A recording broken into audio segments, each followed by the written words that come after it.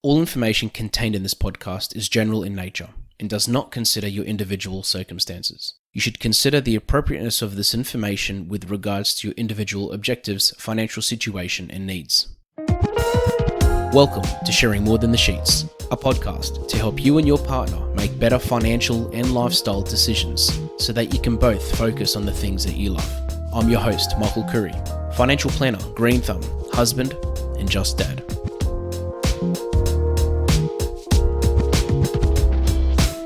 Today I want to talk about a topic that I am so passionate about, and that is to-do lists.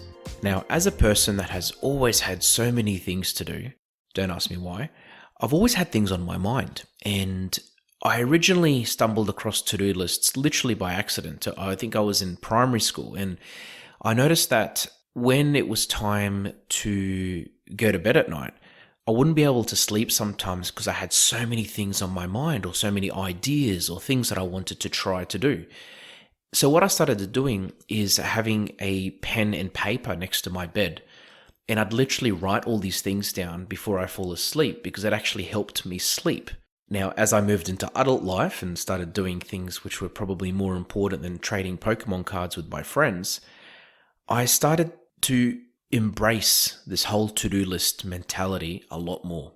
I want to talk about this topic today because I come across so many situations, friends, family, but even clients where they have so many things on, and I can tell that the ball is being dropped. Things are being forgotten because at the end of the day, we are human.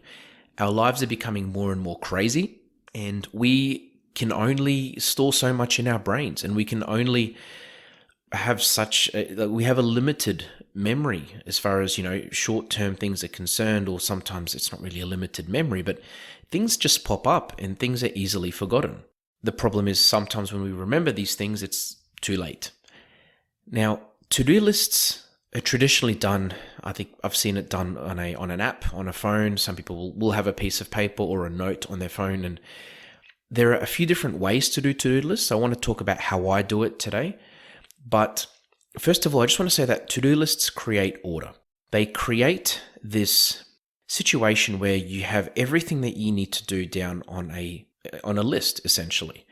And what it does, it actually helps you strategize and plan out your day, because you can then be like, okay, great, I've got this many things on my to-do list, and you can actually, what to tackle and what you're working towards. Whereas if you don't really have this list, or you don't have a list, you could literally be sitting down ready to work, or let's say it's the weekend and you've got things to do on the weekend, and you just don't know where to begin. So it just puts everything in one place instead of some things being on your mind, some things on your emails, some things on your text messages, or, wherever. The other thing is that it creates accountability as well. Now, for me, I'm a bit weird. I get the satisfaction out of ticking something off a list. When that happens, this level of satisfaction for me is it's humongous, because I just feel great that I've ticked something off. And I know many people are like that as well. So having this accountability really helps as well, because if you started your day off with 10 things on your to-do list and you'd finished your day off with 9 things on your to-do list, you know that you probably haven't been as productive as you could have been. Whereas if, as the day is progressing, you're slowly knocking things off your to-do list, like physically, then there's this high level of accountability, because you know if you're on track and if you're actually achieving the things that you set yourself out to achieve. And you also know if you're falling behind as well. So that does also create that extra level of security in a way as far as your to-do list is concerned, just to make sure that it's actually being followed. The third thing is that, and this is probably my favorite, is that it helps you prioritize the things on your to-do list. Now, if you have everything in your brain, you don't know what's more important, but if it's all laid out in front of you, it's a lot easier to be like, okay, these are the things that are on my list. What's the most important? What am I going to tackle first? And by prioritizing these things, it makes it a lot easier as well to make sure that you're making the most use of your time. Because if you have several things on your list, 2 are critical, 5 aren't really that important, then the last thing you want is to be focusing on the small item on your list when you've got something much more important over here. Now, this is not a paid endorsement, but I use an app called AnyDo, any.do, I think it's called, if you look it up online. And what I love about it is that it's a to-do list, but you can actually characterize things as today, tomorrow, next week. And at the start of the day, there's a feature in it, you click on it, and it basically helps you go through your list for that day, and you work out what you're still doing that day, or if you want to move it to tomorrow or next week, you can do that. Because I've found myself in positions before where my to-do list was like 100 items, and things got lost in it, I'd miss things, whereas having it categorized as today, tomorrow, next week, or even I think there's another one which is one day or someday or something like that, it makes it a lot easier because you can then, in the morning, look at your list, work out what you're doing today, maybe move a few things to tomorrow or in 2 days or next week if they're not that important, and you're prioritizing the most important parts or the most important items in that list. So for me, it's been a game changer. I'm looking at it now. I think whenever I mark something off my list, it tells me how many items I've marked off before. I've just done it now. Actually, one sec, let me shake it off. I've done 12,278 tasks completed since I started using the app. So it shows you how long I've been using it for. But it's great. And there's many other ones out there which I've come across. I haven't found any that do this. I'm sure there are many of them, but apps really do help on these side of things. The other thing is if you like your tech, you can actually, there are many to-do lists where you can actually share through the app. You can share it with another family member or a friend or workmate or business partner. In that way, if someone says, "Oh, we need milk," they can put it on the list and then it appears on your list.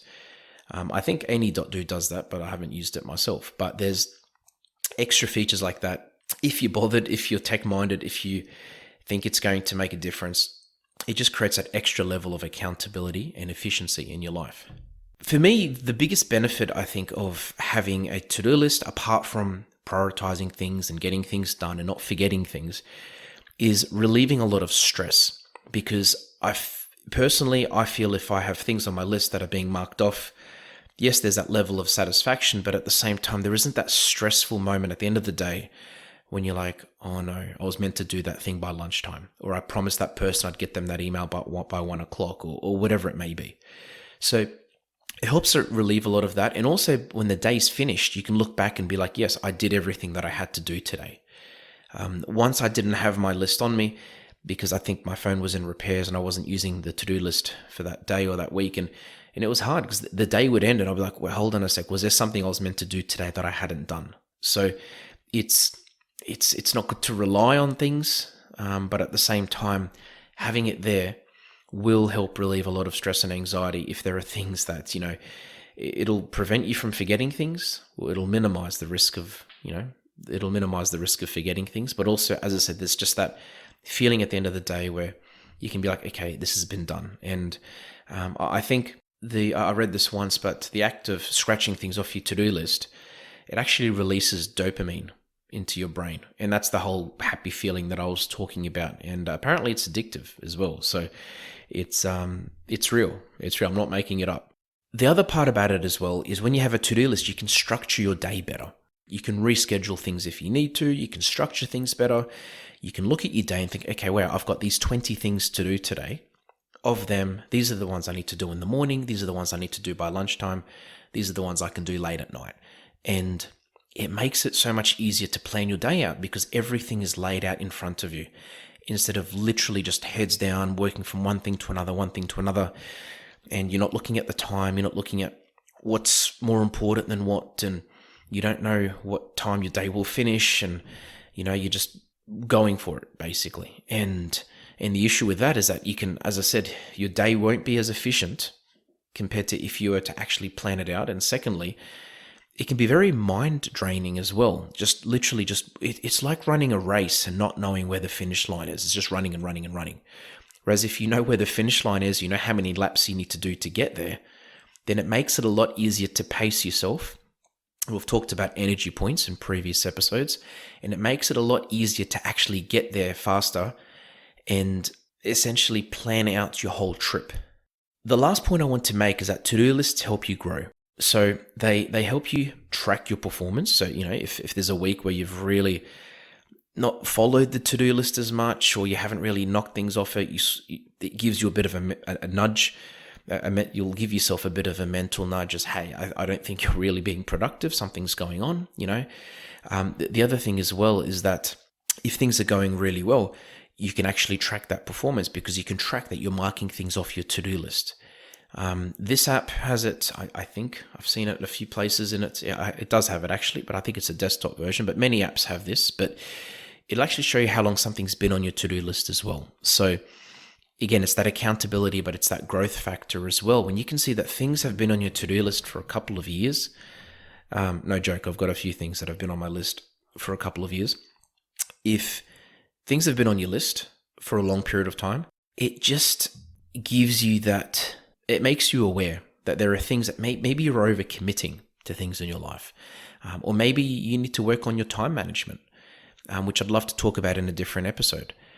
But it just, again, it helps you grow and it helps you learn, because the only way you learn and grow is if you look at your mistakes and your weaknesses and you work on them.